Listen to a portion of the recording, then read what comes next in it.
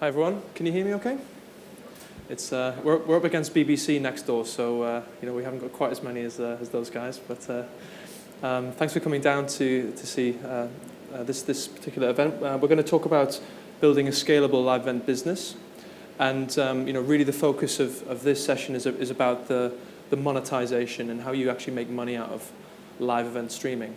And I think what we've found is in the last 12 to 18 months, I'd say, technology has kind of matured to a point which has allowed businesses to really, build a scalable business, from ad-funded or subscription-based or pay-per-view based, so they can really start to make money out of live event streaming.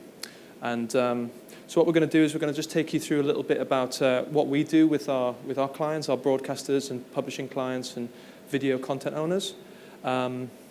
Hopefully give you some tips and to take away if you're looking to do the same in your business. So just to introduce ourselves, I'm Stephen. I'm the commercial director for UK and Netherlands at Video Plaza. So I head up, kind of all of the client relationships and with all of our clients in UK, Netherlands, Benelux, primarily. And I'm also joined by Mikhail here. I'll let Mikhail tell you a bit about himself. Thank you. My name is Mikhail Matheson. I work as a product marketing manager. I'm based in Stockholm. And basically I work with marketing of all of our products. Great.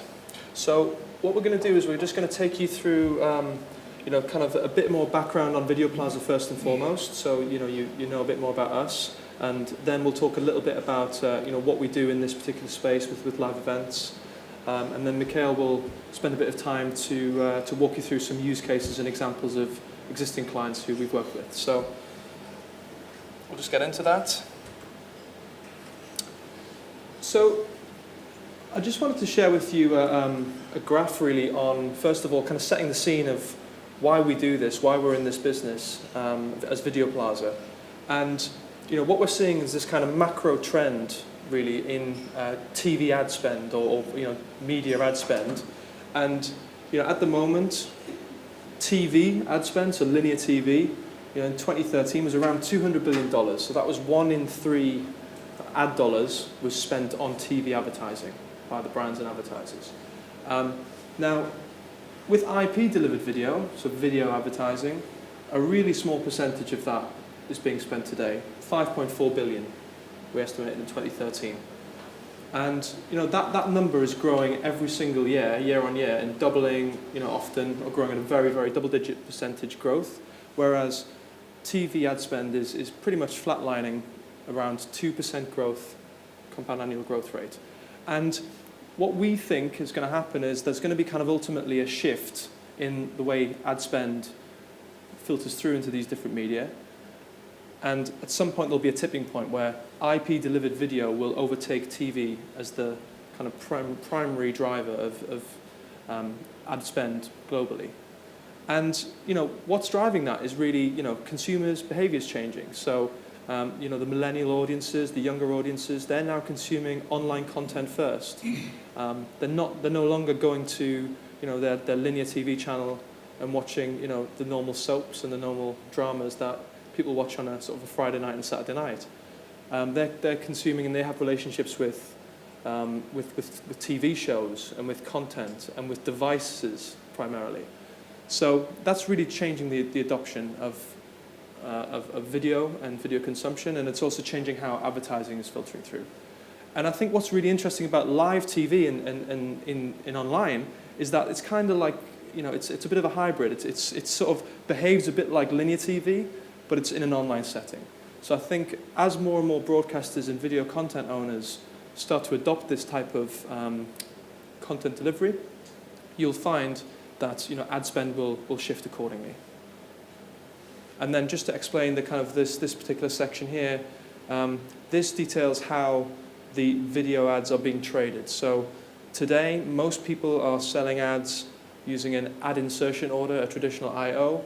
But you may have heard about the trend of programmatic video or programmatic advertising, and this is where advertising is being traded in a real-time context or an automated context. So it's kind of turning into more like the stock exchange or as opposed to being a kind of an individual trade that you place with a broker, for instance. So that's going to shift, and we estimate that, over time there's going to be, we think certainly 40, 50, 60% of ad spend will filter into programmatic compared to traditional IO. So Video Plaza's goal is, in the context of this, is to make, that section, the pink section I just showed you, to make that part of the business for publishers and broadcasters more profitable. They have huge operating costs to run their business, and as you'll see a bit later, we're going to talk about the cost of running live events and kind of managing the traffic profiles in live events. You need to be able to make a good ROI. So, our goal is to do that, is to help our publishers and broadcasters make more money through video advertising. So just a little bit about us to set the scene before we go into the detail of the live event. Video Plaza is originally a Swedish company, founded in Stockholm. Our commercial headquarters is now in London, so we have our senior management team and myself and a few people in marketing and other parts of the business there. But we've maintained our product and development HQ in Stockholm. Some fantastic engineering talent. It was just announced actually last week, I think, that in Sweden and I think in Stockholm, the most common job now is to be a developer. It's overtaken to being an engineer. So it really is a hotbed of talent there. So we've maintained the headquarters there, and we've also operated sales offices in different markets around Europe and Asia. And the reason for that is because we work primarily with broadcasters and large content owners, and we need to have feet on the ground in those areas. So we've got teams in Berlin, Cologne, Madrid, Paris, as well as into Asia, into Singapore, and into other parts of Asia as well. And then the sort of client base that we have, I guess, breaks down into three segments. So I've mentioned broadcasters, and I'll talk a bit more about that in the next slide. But then we also work with online publishers. There's quite a few companies now who are moving from traditional print publishing to kind of diversify their business into online video. So they are looking to us to help them fund that development. So a good example would be a company in Netherlands called Sanoma. They've just acquired SBS, the broadcaster, and they also operate a big social network there as well. So video is really, really important to their development and their future. We also work with a few other kind of non-standard broadcast companies, if you like. We work with a gaming site called Stardoll, for instance, or Blinkbox, their Club Card TV offering, which is ad-funded. That's powered by Video Plaza as well. So a whole range of different clients that we work with. And just kind of speaking a bit more about broadcasters, I hope there's a few broadcasters in the room, and certainly people you may identify with some of these names. But the reason I wanted to stress this is that broadcasters have their heritage is running their kind of catch-up VOD business, right? So people like M6 has operated M6 Replay for a number of years, and they've spent a lot of time and money on building out the M6 Replay brand, putting it onto lots and lots of different platforms and devices, building out apps and Apple TV instances and Chromecast, and there's Sony Xbox and Sony PlayStation kind of instances too. So they're investing a lot in kind of making sure their VOD content is being delivered into those environments. But what they're finding is that live is now becoming really, really important as well. Can we simulcast the live stream from our M6 normal TV channel to these devices too? A few other names that we work with would be, in the UK, STV. They're running the World Cup streams right now for Scottish viewers. And I don't know if you saw, there was obviously some problems with another national broadcaster here in terms of their streaming delivery. So, I think as a result, if you've got your live event strategy right, you can pick up some eyeballs and you can kind of end up maximizing more ad revenue that way.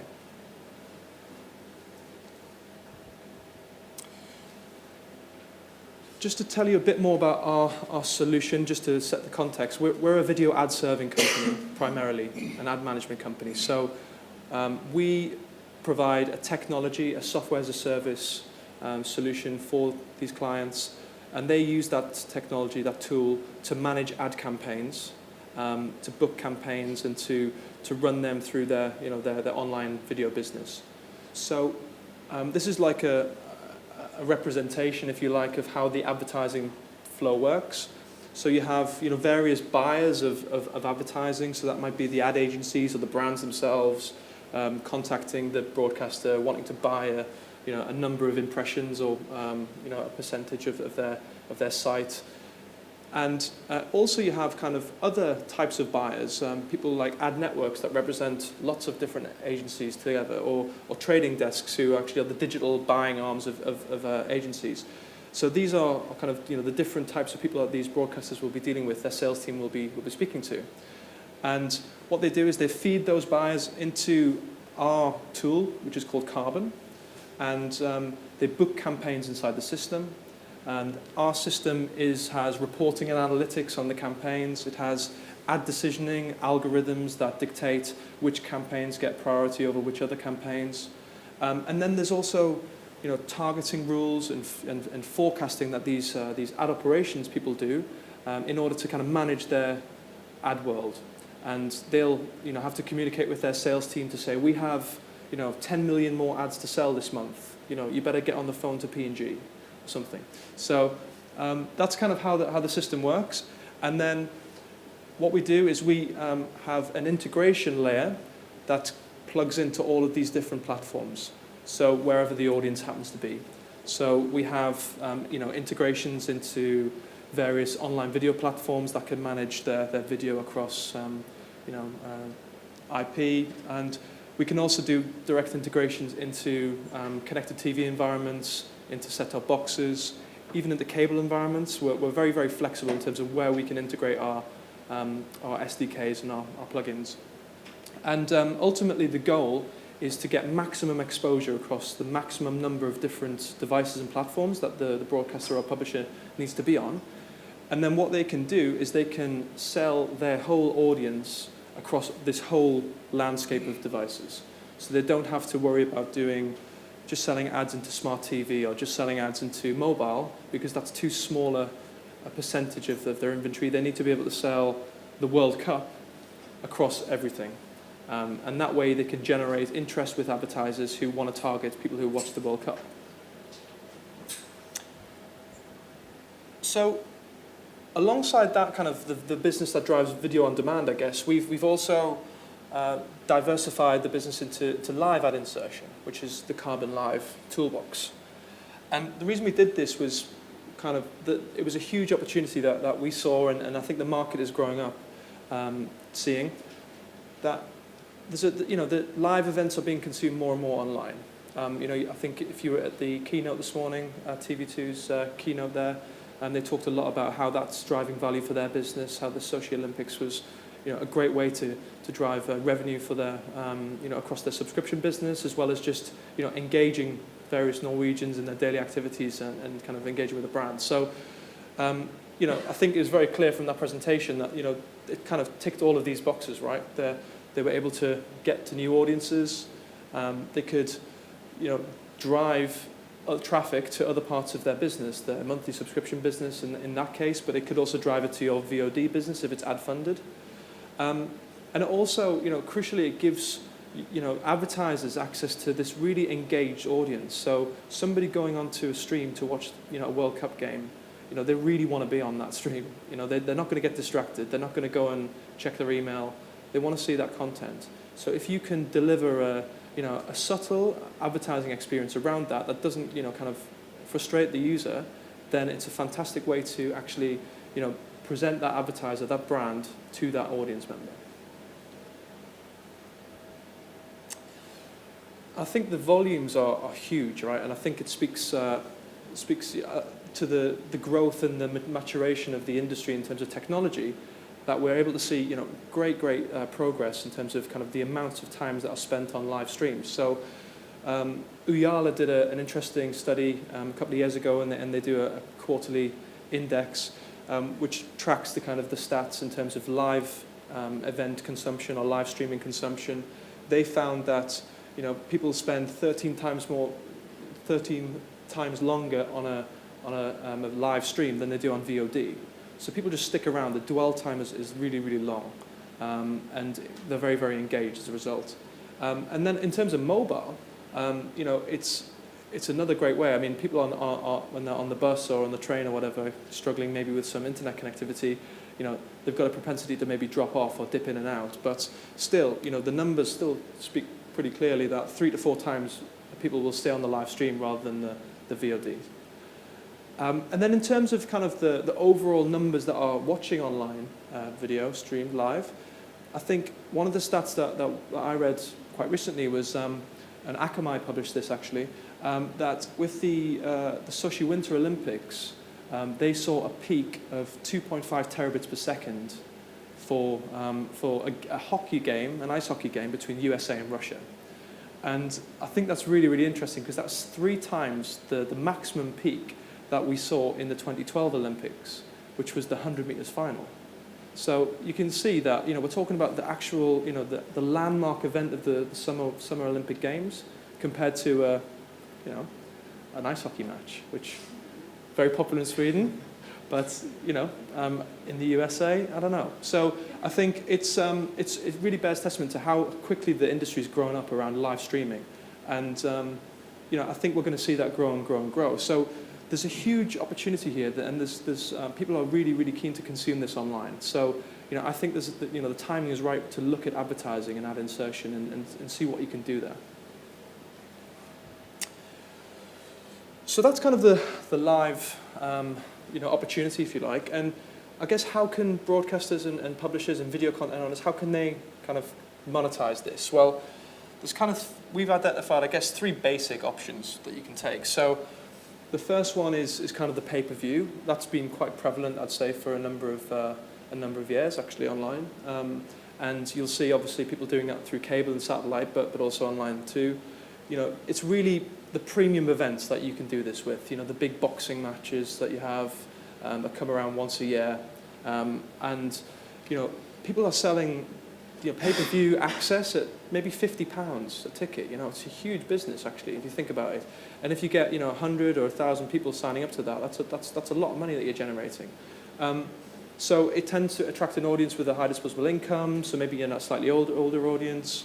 But the trade-offs are that to build that, you need, you know, it's a pretty complicated infrastructure. You need to think about your transaction partner. Maybe you need some kind of DRM system in place, something to manage the content rights.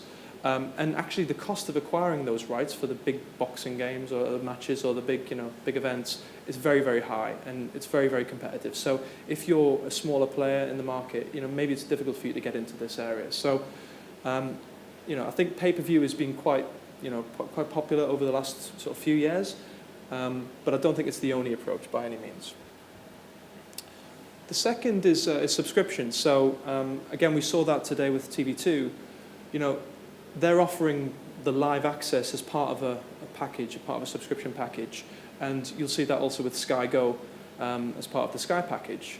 But interestingly enough, you know, last year was the first time we're starting to see digital-only packages come into the marketplace. So Sky Go is offering, you know, digital-only subscription if you don't have access to a set-top box, and you can pay pretty much £30 or £40 a month to watch the, you know, Sky. You can also do, you know, £10 one-day pass on Apple TV. So, you know, again, making a lot of money there. The tennis channel is actually just now starting to move into a digital-only model as well. So, you know, I think, again, it's becoming, you know, we're starting to see different types of monetization options opening up here.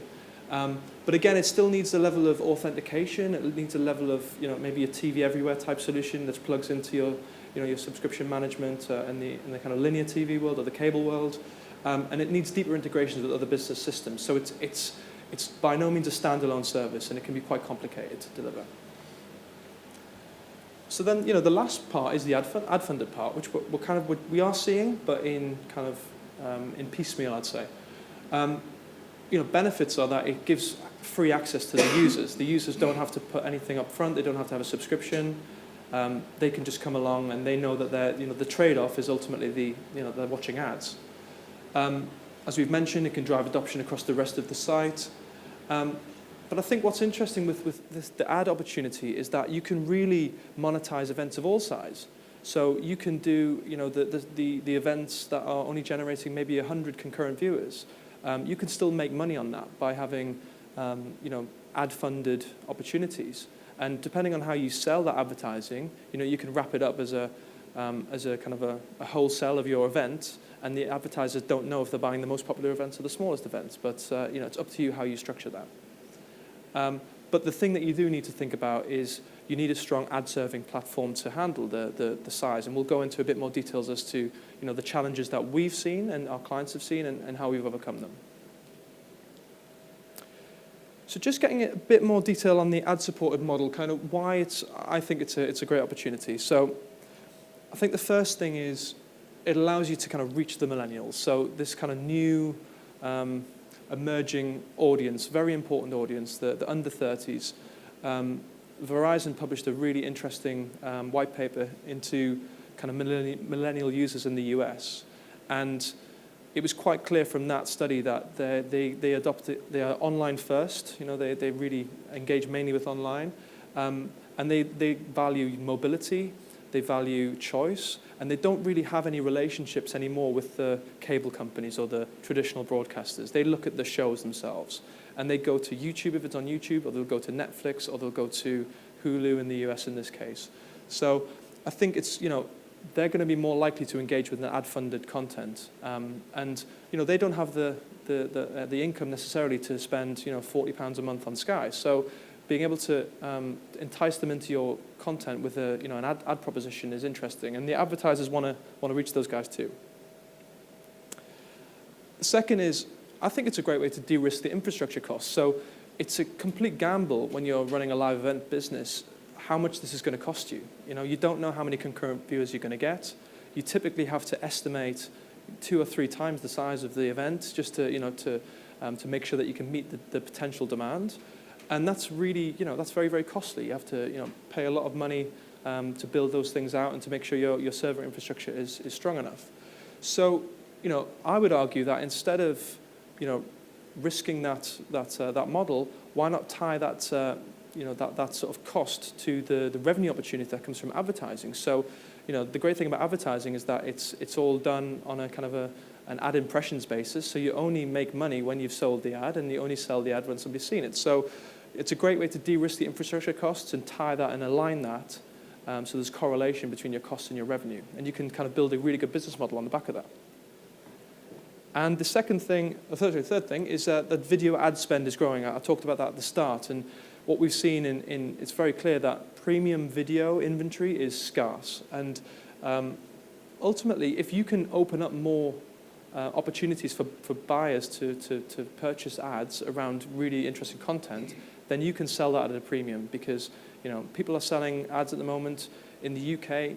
Broadcasters, certainly north of £30 CPM. So they're making a multi-million-pound business on the back of their inventory. So you can tap into that.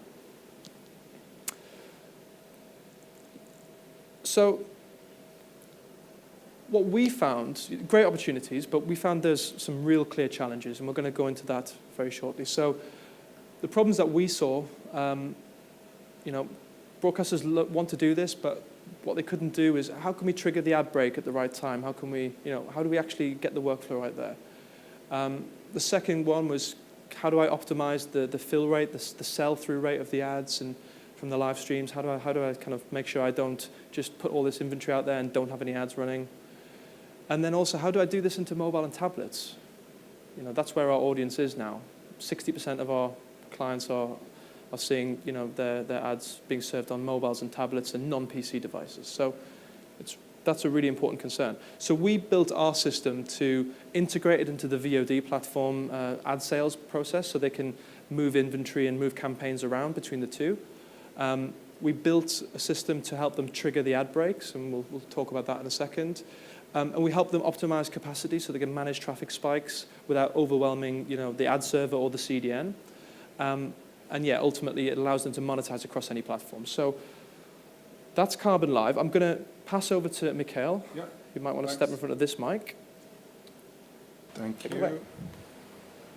So I'm going to go through some of the some use cases and among our clients, and and some of their challenges. But first I'm going to go through some of the most common approaches that we see to live events. The first one being just a single live event, and that's what we often consider to be the sort of the definition of a live event. It's often a one-off event, for example, sports, concerts, or debates. And the approach there from a broadcaster is often to find ways of monetizing this live event.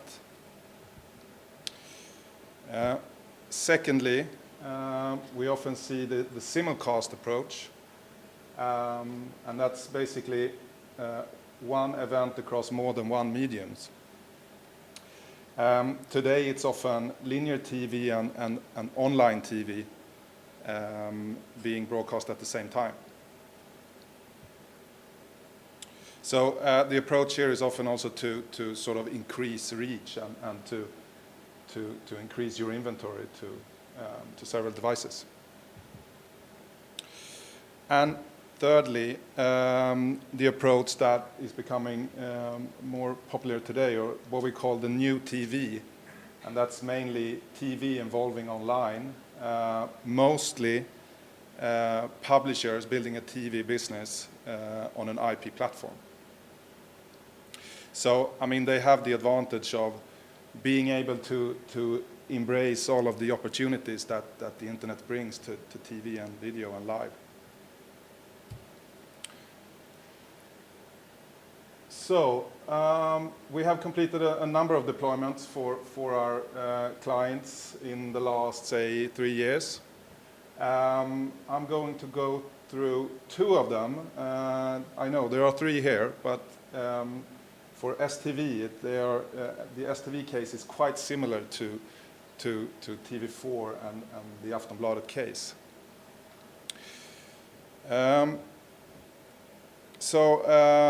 TV4 is what we see as a traditional broadcaster, whereas Aftonbladet is more of a publisher. They're building their TV business online. So, a bit about TV4. It's Sweden's largest commercial TV company and also one of the leading TV companies in the Nordics. In their portfolio, they have more than 40 different TV channels across the Nordic region. They have an all content everywhere approach, which means that they strive to get all the content to be available through all the channels of distribution and on all devices, on all platforms. So some of their main live events that they've done recently, they've done the Ice Hockey World Cup 2012 and 2014. Swedish Idol is also constantly being broadcast live. And they're also simulcasting the morning news.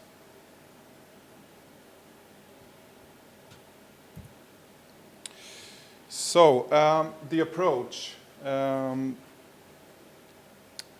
they from TV4's perspective, they consider live to be a very commercially and strategically viable option for them for the future. So they wanted to they wanted to learn how to perform live events and how to monetize it in a good way. They also wanted to find a way of selling ads online for live events. And being a broadcaster and used to selling ads in linear TV, they had to learn how to do it in the online environment, and especially in a live environment. They also wanted to find a setup that could work for not just one live event, but for live events going forward. And that is a functional workflow, and a technical infrastructure, and especially a UI for the ad ops and traffic to work in, to be able to support live TV. And also they had a demand, they were saying that it had to be simulcast with the linear TV. So in 2012, we set out to find a solution together with them. And first of all, we had to find an event that could work as a test case for them. So the Ice Hockey World Cup 2012 was chosen as that event. And it was good from many perspectives. First of all, it was time frame. It had a clear start and stop date. So that was very good from a test case perspective. Also, it posed some real challenges when it comes to managing ad breaks and ad insertions. Since ice hockey is played in 3 20-minute periods, you had the possibility to get in ads between those periods. But since in ice hockey, when the game is interrupted, the time is stopped as well, and then started again when the game continues. So you never know if they're going to play for 20 minutes, 25, 30, or 35. So that was some of the challenges that we were seeing. Also in ice hockey, you have, during the full game, you have something called a power break. And that's 2 45-second breaks that could come, whenever in a period. And you don't know that beforehand. That's decided as they play. So these were really 2 clear challenges that we set down to find a solution to.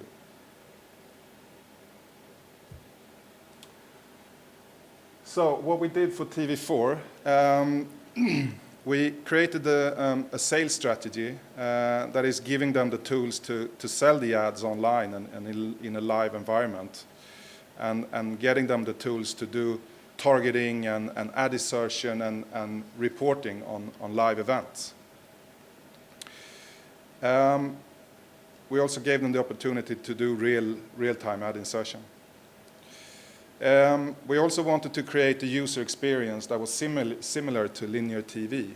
Because when you're watching linear TV, you have a top-class user experience.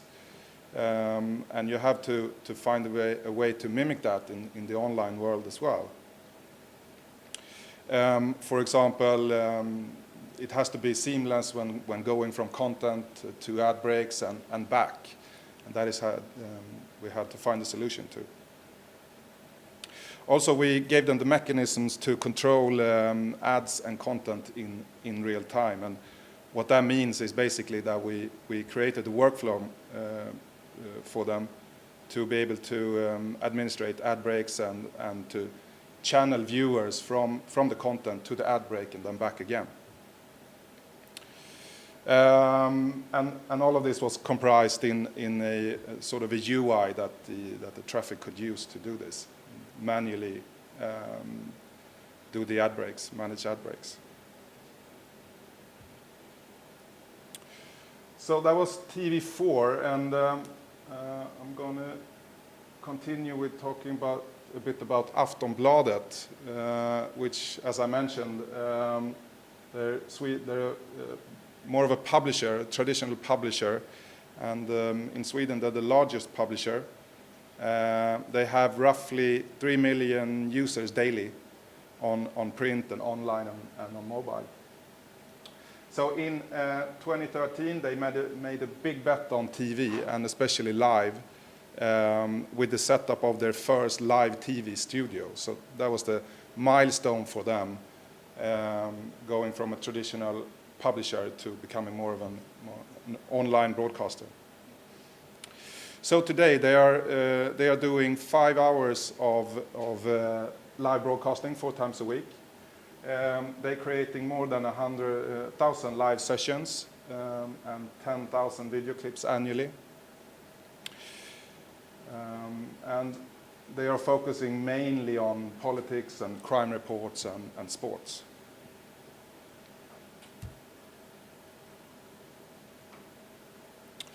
So for them, being a publisher, it's crucial for their business to go from being a traditional publisher to more of a broadcaster, since they see print revenues decreasing yearly, and the online digital revenues is not growing at the same scale. So for them it's business crucial. And also, since they don't have a linear TV to rely on, ads is the only source of income, and therefore very critical for them. So they needed a solution to be able to dynamically run the ad breaks, and needed a partner to do this, to serve ads in online TV. So what we did for Aftonbladet, and I'm going to show you, I have an image of the UI that they're using. What we did for Aftonbladet was to do a pre-study to find the optimal strategy for them into this new area that they didn't know anything about. We architected and built the platform. We gave them the tools to do real-time ad insertion, and we also created the workflow and the UI around it. So it's pretty similar to the TV4 case, except they don't have linear TV and no simulcast. So, I mean, from one perspective, that's good, because then you can start off with a clean sheet and embrace all the sort of online potential.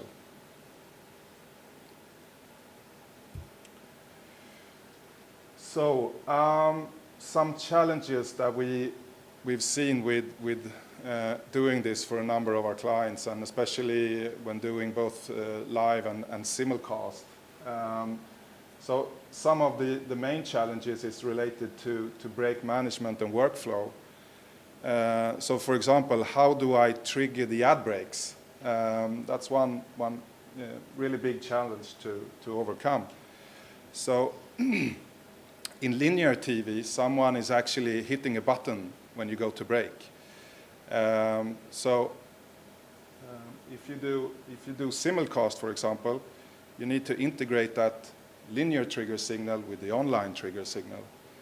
So what we did, especially in the TV4 case, was to integrate those two signals together so that they could go to break at the same time. And also for the online ad ops and traffic to actually have a trigger button to push in the UI when they go to breaks. Secondly, ensuring that ad breaks are correctly timed is one challenge as well. Since in a live stream, viewers are not on a common time, since they can join continuously in the live stream. So between users, it can differ from 10 to 15 seconds on where they are in the content stream. So that's a big challenge on inserting the ad break at the right time for them. So the solution here, and what we did, was to pre-package all of the metadata of an ad break inside the content stream. So for example, with metadata such as the duration, time of the break, and also to pre-fetch the ads to get it in the same position for all of the viewers. And also we added a sort of a panic button in the UI so that you could quickly interrupt the ad break and go straight back to the live content. Thirdly, how do I fill the break with the right amount of ads? Since in a live environment, it is not ad bound, it's time bound. So how do I, for example, prevent black screens to appear in the live or in the ad break? So what we did here was to enabling serving of static ads, for example, sponsor display, at the end of a break to fill up any remaining time in the ad break. I have a question to this. Why don't you standard this time bound? So you have a mix of standard length of ads.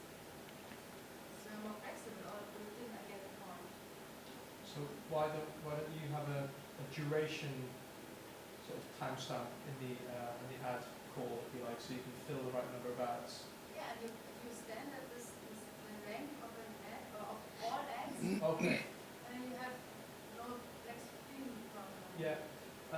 No, I mean, I think so. The market really, there isn't really a standard. Unfortunately, there's, I mean, 30 seconds, repurposed TV commercials are obviously very prevalent, but we're seeing, a range of different ads, and sometimes we'll get the creative from the agency and it's 33 seconds, or you'll get, or you might get a 15-second ad or a 20-second ad, or in some cases a 60-second ad, and it's pretty difficult for the sales team and the broadcaster and the ad operations team to manage those complexities when they're also trying to manage the complexity of the workflow. So you can't really mandate a sort of a number, but I think one of the things that we're exploring is how can we actually give the ad operations team the control of setting the time of the break itself. So and that way they can, if they know they've got X number of ads with this amount of time, they can actually set that themselves, and you can avoid any kind of filler ads.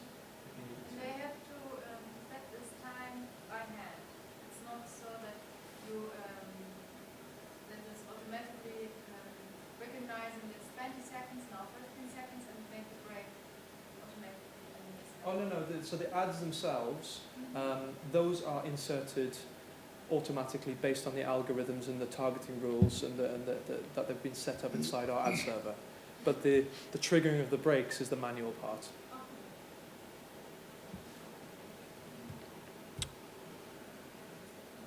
So, other challenges that we saw is related to performance management. And for example, when you're channeling viewers from content to an ad break and back, you get big traffic spikes. So, for example, in a VOD or a video on demand environment, the video player is usually paused during an ad break.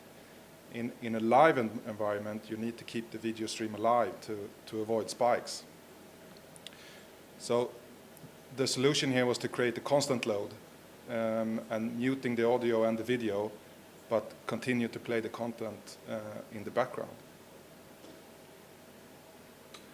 Also, in a live environment, you get big traffic spikes in ad decisioning in the ad server, and the ad server is often built for VOD environment, and live creates big traffic spikes in the ad server. So what we did there was to create a solution to manually pre-fetch the ads before a break, to release tension on the ad server and in some cases the CDNs as well. Don't know if you want to add something here. Yeah, I think this is one of the big problems, I think, with I guess why a lot of some ad servers don't offer this solution actually is because they kind of open themselves up to a huge amount of capacity and a huge load on their infrastructure.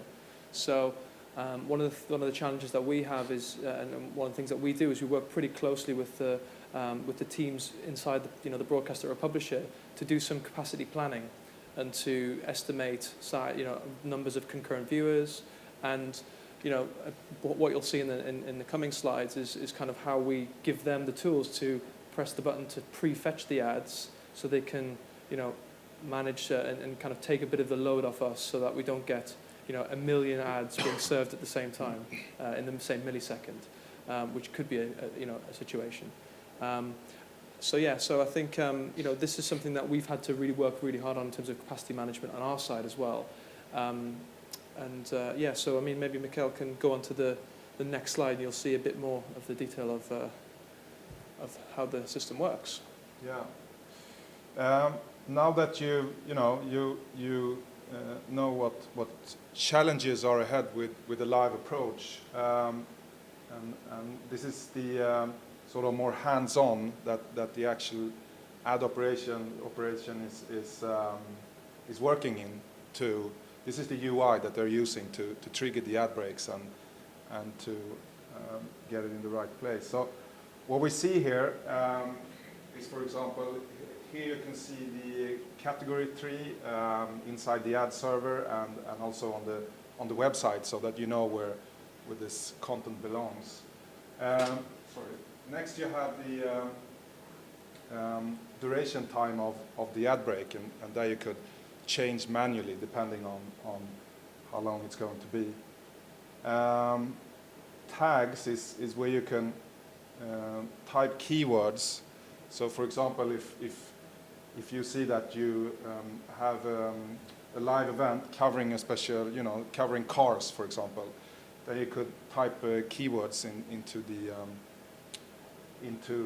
tag section, and then based on your campaign management that you've done earlier, you could get the keywords and the tags from those targeting routes that you've set. Then you have the prefetch buffer time, and that's and you can see you have the prefetch button to the right there as well. So this is the prefetch function that you use before you trigger the ad break. Sort of prefetch all the ads, and then of course you have the trigger button when you go to the ad break. The big red button there is the panic button that will instantly take you back to the live content. So if anything interesting is happening in the live content, you can directly, immediately interrupt the ad break and go back to content. Any questions so far? Do you have some kind of metric to follow if you interrupt an advert, somebody's paid for that and it's interrupted, and the creative talent is now thrown away, Yeah. and go back in? Do they get a replay? Is that managed in the system as well? Well, it's a good question. So obviously, interrupting the ad and going back to the content from the advertiser's perspective is a bit of a nightmare. And I guess the way the system, it depends on how the ad is being kind of sold by the sales team. More often than not, it's to do with ads being served, and sometimes they have certain metrics that they need to hit in terms of view-through rates. So if they've achieved certain view-through rates in that ads, then they'll still get paid and that kind of thing. So it's not something that we actively kind of manage on our side. Because they'll have created the deals manually themselves, and they'll have sort of set the terms with their advertising and agency partners themselves. But I think this is really that panic button is really to be used sparingly, and it's I think the ad operations team will know the cost of pressing that button, because they'll have the sales guy on the phone to them going, what are you doing? So I think this is only really to extenuating circumstances where England are just about to score a goal in the World Cup, right? Which doesn't happen very often, so.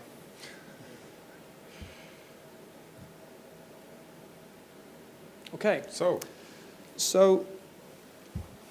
thanks, Mikhail. So I just wanted to kind of go into a little bit of detail around the technology approach that you can take. So we mentioned, Aftonbladet and TV4 and STV, and what will happen is if you want to pursue a live ad insertion strategy as well, one of the questions that will probably come up is, do we want to serve the ads, do we want to take a kind of a client-side approach, which is where the video player or the device or the app or whatever it might be, or the platform tells you that the ad is being requested, and then the ad server serves an ad? Or do we want to do it server-side, where there's a kind of another technology that's automating the trigger points and telling the ad server to serve the ad?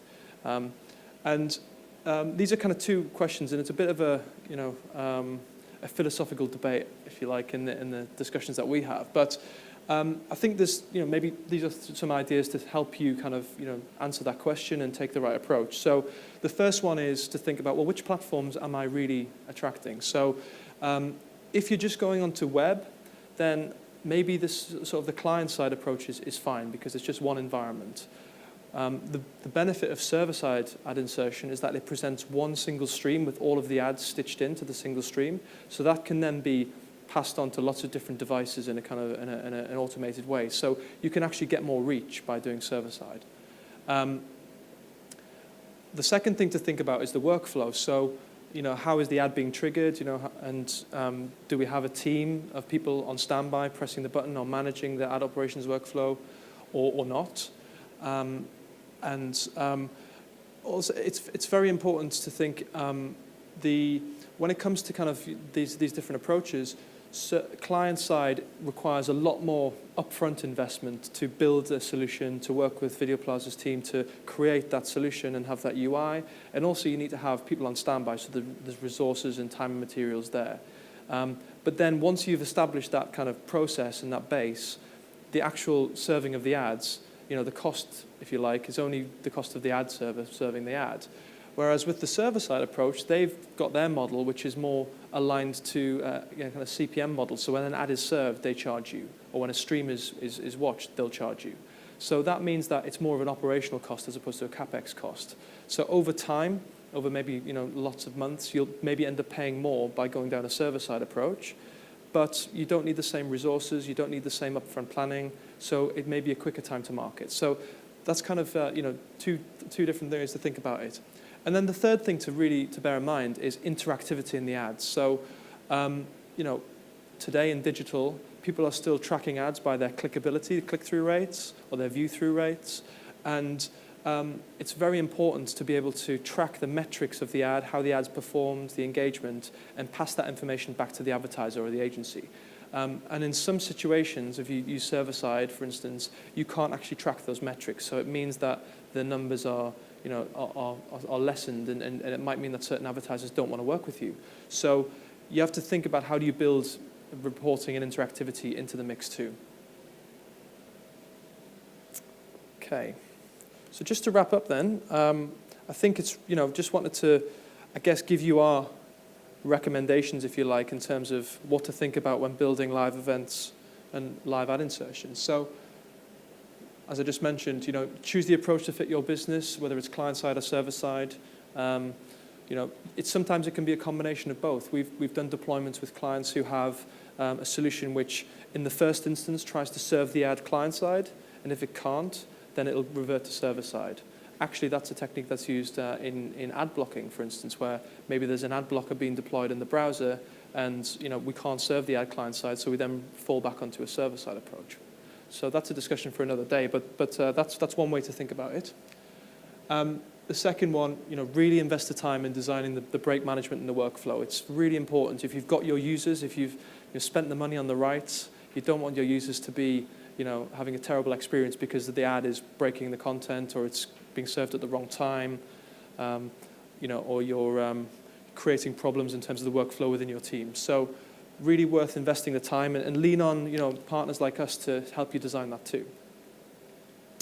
And the third point is design a real scalable approach for the traffic load. So really important to have a good CDM partner who can deliver the event from a content perspective, but make sure your ad server is investing in the operational infrastructure as well to run these events.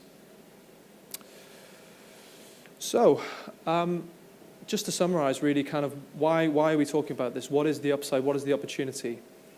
The first thing that we've seen is it's a great way to drive more inventory, more ad positions in your business. This is a common challenge for all publishers and broadcasters.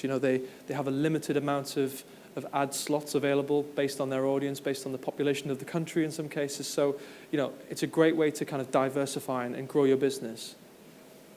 The second, I'd say, is, future-proof. So, we talked a lot at the start about kind of the millennial audience and the big shift in consumer behavior, and I think this is going to be a really important area. Live streaming online is going to be, I think, an interesting battleground for publishers. So, I think if you change now and you can experiment now while the kind of the market is slightly immature, you can get great learnings and you can, use that to your advantage and be ahead of the curve.